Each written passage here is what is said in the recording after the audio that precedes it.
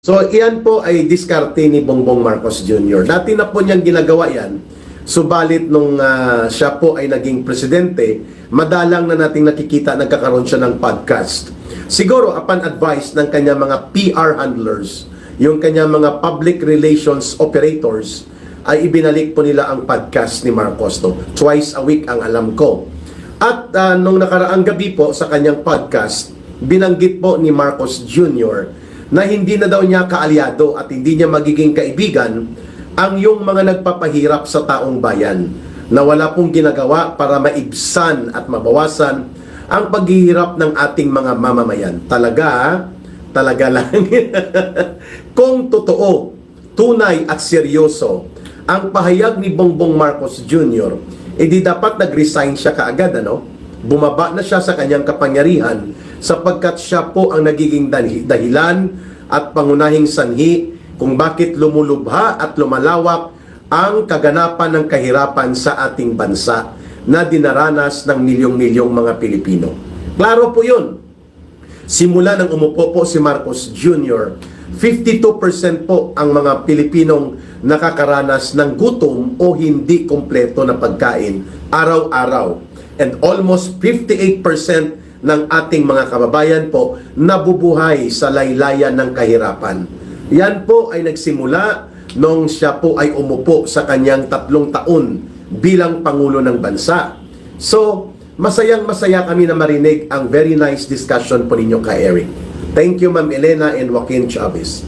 So, mga kababayan, if there is a point that Marcos should tell the public straight to the point, tumbukin po niya na ang kanyang administrasyon kasama po ang abusado at lustay sa pondo na kanyang pinsan na si Romualdez and of course, ang pakialamera niyang asawa, ito po ang naging sanhi ng kawalang direksyon ng gobyerno sa pamamagitan ng kanyang pamumuno.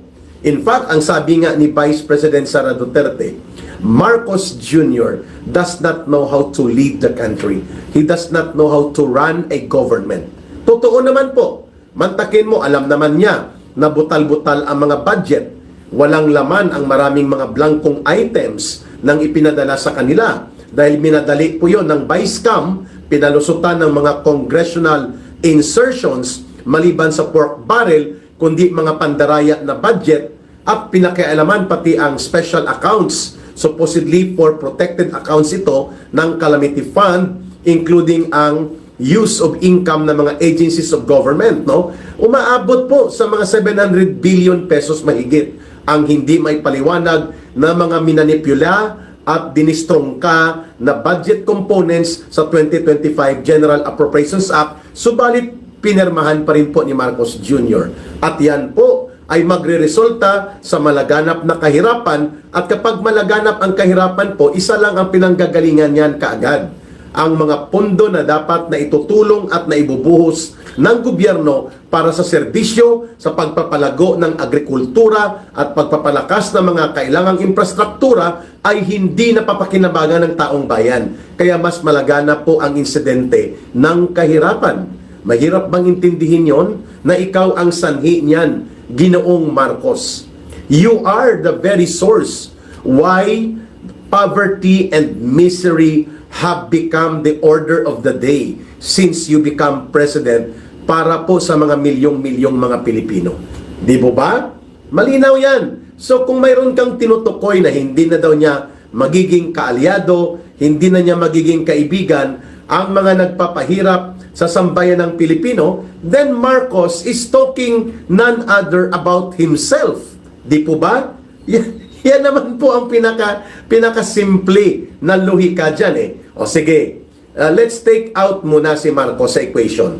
So kung totoong hindi niya kaalyado at hindi niya magiging kaibigan ang mga nagpapahirap at gumagawa ng mga kadahilanan kung bakit naghihirap, nagugutom, at nagiging miserable ang buhay ng milyong-milyong Pilipino, simulan natin sa kanyang pinsan. Di po ba si Martin Romualdez mismo ang nagmamaniobra upang maging sindikato ang resulta ng budget? Sa loob ng 3 taon, bilyon-bilyon na pondo ang pinapalusot sa walang katuturang ayuda na karamihan kino-convert into cash bilang panunuhol sa mga politiko, sa mayor, governors, and even sa mga kongresista. Walang dahilan na hindi mo ito mapapansin sapagkat 3 taon umaabot na sa mahigit kumulang 1.2 trillion pesos po ang winaldas na pondo dito sa mga ayuda na walang katuturan. Pinabayaan mo. In fact, ikaw ay nangonsente at pinirmahan mo pa ang ganitong walang katuturan at walang kabutihang na idudulot na pangmatagalan sa benepisyo ng mga magsasaka, magbubukid, manggagawang bukid, mangingisda, katutubong pamayanan, maralitang lungsod, at mga manggagawang Pilipino at lahat ng mga maralita.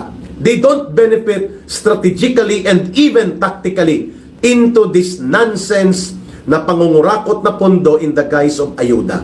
O bakit mo pinayagan? Di dapat sinipa mo sa mukha niya itong si Martin Romualdez na pinsan mo. O bakit mo pinabayaan na maging Speaker of the House pa rin? Pinapabayaan mo pa sa kanyang ginagawa na mga pandarambong at ginagawang pag-atake sa ating institusyon ng batas at ginagamit pa ang Kongreso bilang weapons of political demolition job against the Duterte. Nakakahiya, garapal. O ba't di mo sinipa ito kung totoo at tunay ang ipinahayag mo sa iyong public statements during your podcast? Di po ba?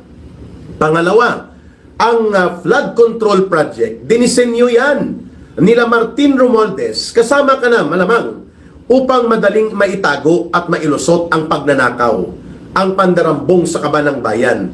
Ibig sabihin po, if Marcos is really serious and sincere sa kanyang pahayag, sa kanyang public appearance, sa kanyang podcast, na hindi niya kaibigan at hindi na niya kaalyado ang mga nagpapahirap sa sambayan ng Pilipino, then he should have spoken out so categorically laban sa mga pangungurakot at pandarambong na pinapadaan at itinatago dito sa flood control projects.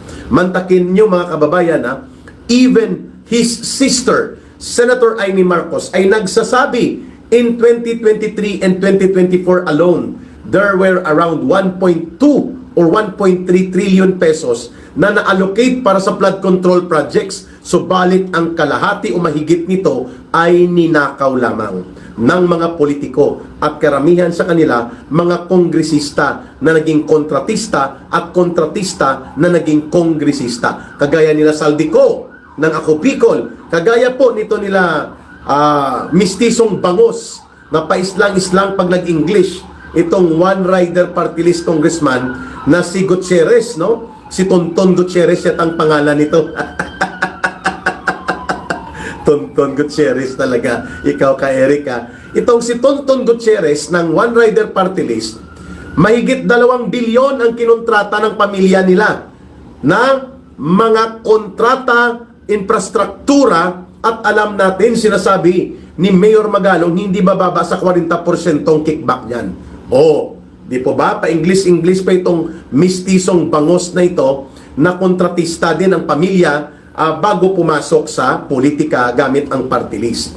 So yan po ang nagpapatotoo na hindi seryoso at tagos sa ilong, lagos sa tainga itong style ni Bongbong Marcos na hindi na daw niya kaalyado at hindi na daw niya kaibigan ang mga nagpapahirap sa sambayan ng Pilipino. Bugok na style.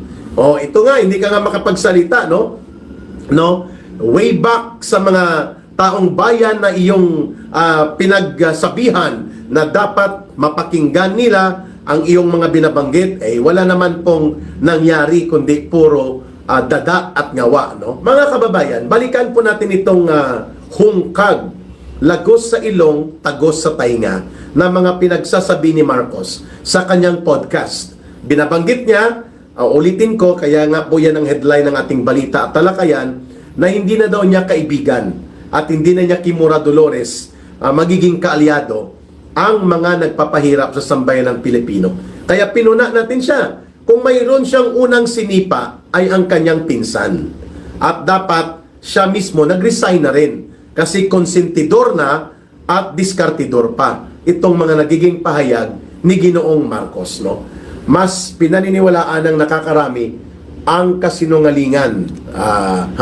Hindi naman siguro lutsit tunog, no? Baka tahimik lang yung iba.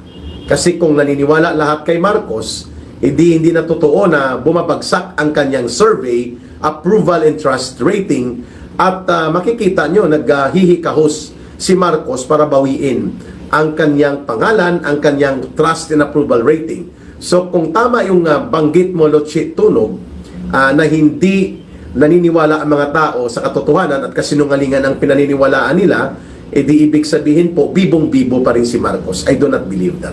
So maliban sa pagsipa dapat dito sa kanyang pinsan at ipatigil na ang kanilang mapangwasak at mapanghati na pandaraya sa impeachment process, hindi pa rin sila nag-give up, hindi pa makamove on, at talagang naguhuramintado pa si Lola Laila de Lima at si Princess Abante.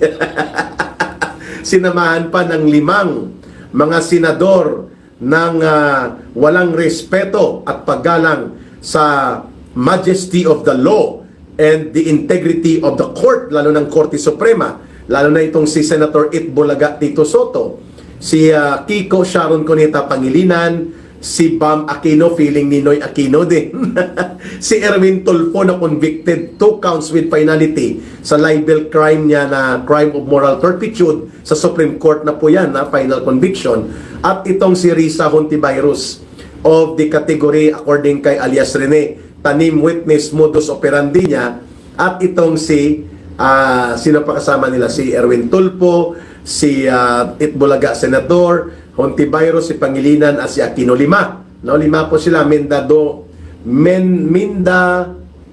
Domio and Lerma Jacinto nag-nominate kay Martin Romualdez as Speaker of the House, mga kababayan.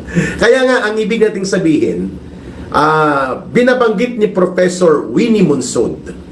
Asawa po yan ni Christian Munsod, pero mukhang maayos-ayos pa magkomentaryo ito si Professor Winnie Munsod kaysa asawa niya na dating Comelec Chairman Christian Munsod. No?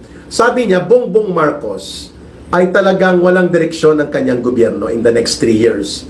Babagsak na lang talaga ang gobyerno niya, hindi niya naaasikaso ang matino at maayos na pamamahala.